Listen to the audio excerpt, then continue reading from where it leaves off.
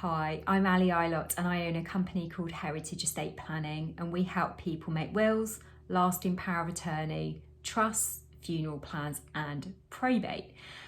Today I wanted to follow on from the last video that I put out that was around lasting power of attorney for financial affairs. So this video is also about lasting power of attorney, but this time it's about health and welfare.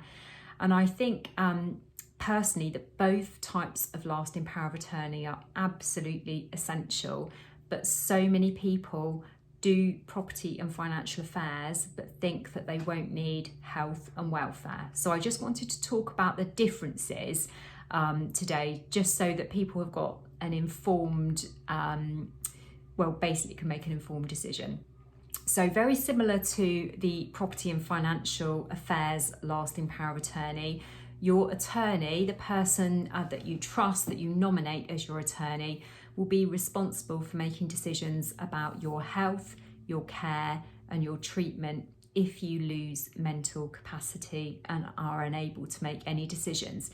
And just to be clear, I know some people are quite nervous about this, but just to be really clear, if you are able to communicate and make decisions in any way, even if that's non-verbal, so if you can make decisions by blinking or writing or making marks on a piece of paper or anything, you will always be able to make your own decisions. This is really talking about a time if you cannot make any decisions for yourself. The way I describe this type of power of attorney is it gives you a voice if you no longer have a voice. So if you can't voice your opinions about your care and your treatment and how you're receiving care, someone that you trust will be able to do that for you. So when choosing your attorney, it's really important that you choose someone you trust, but also someone that really knows you and understands how you make decisions and what's important to you. And it's really important that you have the conversation with that attorney or attorneys, if you've appointed more than one, about your thoughts and your feelings about care, how you receive care, where you receive care, any treatment that you do or don't want, things that are really important to you about the type of food you eat, because imagine you're in a situation where you can't make those decisions for yourself, quite basic decisions. Someone that you trust will be able to inform the people giving care about the types of food you like, the types of food you don't like, what types of clothing you want to wear, what activities you want to take part in. It's difficult to get your head around while you've got mental capacity, because we naturally make these decisions for ourselves all of the time.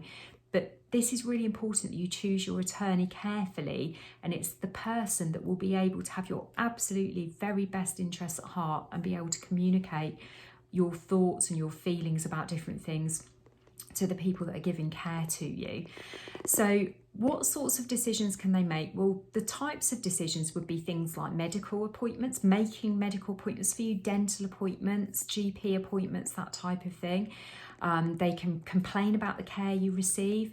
They can help decide where you receive care, so whether it's in your own home or whether it's in a nursing home or a care home.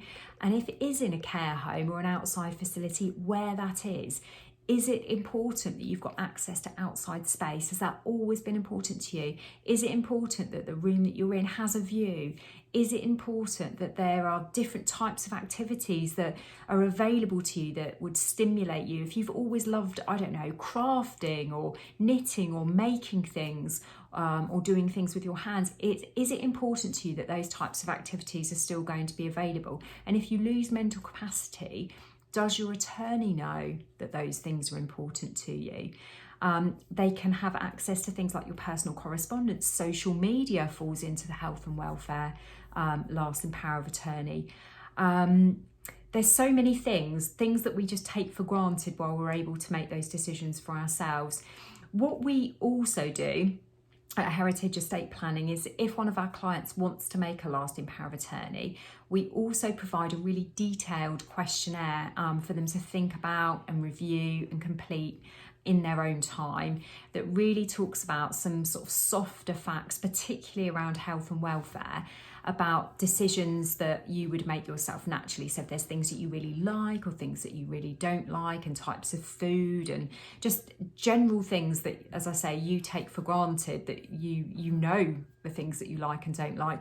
If you were ever in a situation where you couldn't make those decisions, your attorney would find that type of information, that questionnaire, really useful, and we would provide that to your attorney when it was needed. So just in case you haven't had a really detailed conversation with them, at least they've got some way of knowing the types of decisions that you would make.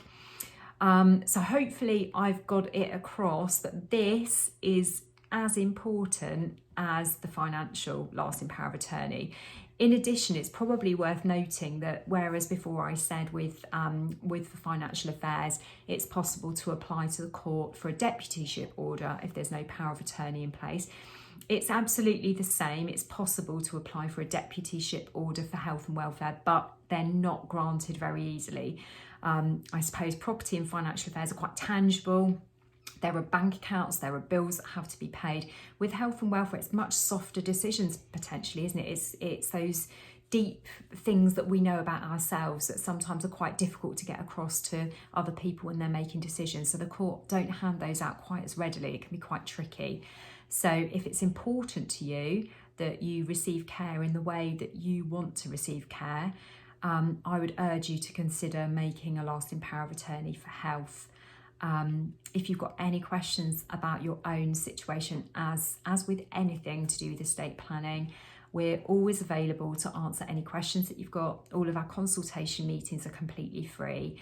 I'll put our contact details in the comments below. Feel free to get in touch at any time if you've got any questions about a new power of attorney, or perhaps one that you've already had drawn up that you're now wondering if it's robust enough. By all means, give me a call. More than happy to help. Hope you found that useful, and I'll see you all again soon.